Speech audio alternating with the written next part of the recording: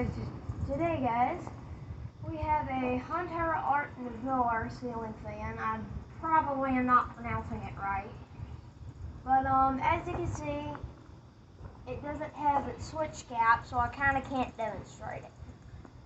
And plus, obviously, it's not have a light on it. It's flush mount, but the bracket isn't in all the way. Well, it is. It's just really loose and heavy. So I'll now start it up on low.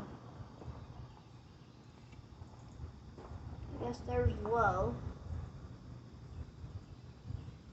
And medium.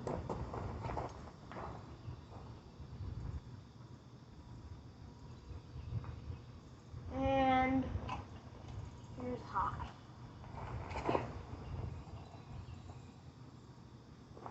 And I'll now do a close-up. As you can see, the Art Nouveau is actually a pretty fan. It's from the Hunter Medalist series. You can see it better there.